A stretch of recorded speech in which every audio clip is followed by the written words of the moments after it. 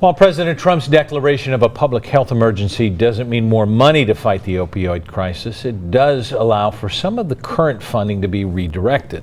Local 12's Larry Davis reports that leaders in one local county hope some of it is redirected their way.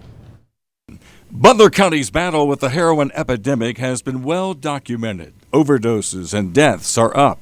Local governments say they need money to stay in the fight. Federal help is long overdue, and the state hasn't recognized the challenges that we're having. We are not receiving additional state dollars, and as our service providers know here, the burden is 100% on local government, on county government.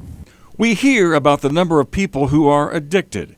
What is sometimes forgotten are the number of children affected.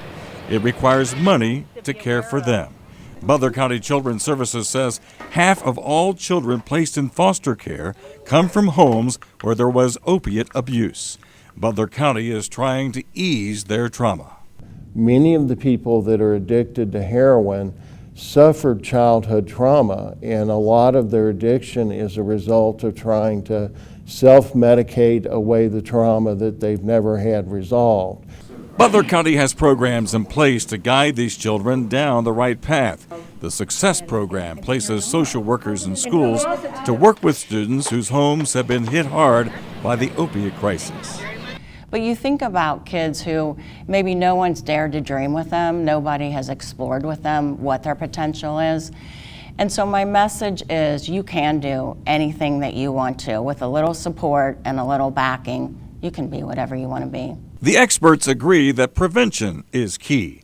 Families are given drug deactivation pouches to keep medicines out of the hands of curious children.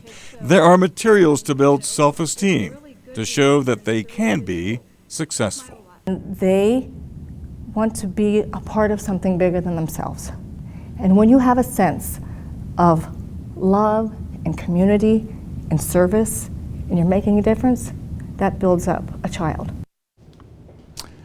And again, prevention is so important here. A Butler County survey recently showed the average age when children start experimenting with drugs is 13. And that experimentation often begins at home. They want to nip things in the bud, so to speak, and show these kids that have been so traumatized the right way. Paula, back to you. Thank you, Larry. And while Butler County Children Services would welcome more state and federal money, it welcomes continued local support. The agency has a $2 million levy renewal on the November ballot.